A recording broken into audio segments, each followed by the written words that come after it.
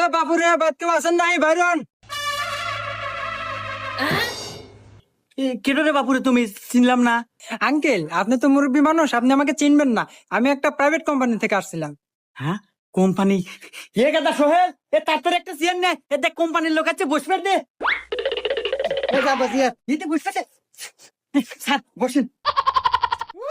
এ গাদা, এই তো দেহে মনে হইতেছে বাপ সবচেয়ে সরকারি অনেক বড় অফিসার। শোন, আমাকে মনে হয় কোন অনুদান দিয়ে বেড়াচ্ছে, কথাবার্তা এইভাবেই অনেক হাপা এবারে কথা কই। আচ্ছা আচ্ছা। আচ্ছা আঙ্কেল, আপনার বাসায় ফ্যামিলি মেম্বার কয়জন? স্যার, আমার আমার কিচ্ছু নাই স্যার। চরাত কোনো জমি জমা নাই। আর এই বাড়িটাও এই দাদার আমল থেকে পূর্বপুরুষের। আমার কিচ্ছু নাই। কিচ্ছু নাই? আচ্ছা আঙ্কেল, বাদ দেন, আপনার বাড়িতে টয়লেট কয়টা আছে? ইয়াবা, নাই নাই নাই নাই কও। ও, টয়লেট দিব মনে হয়, তাই না? আচ্ছা আচ্ছা।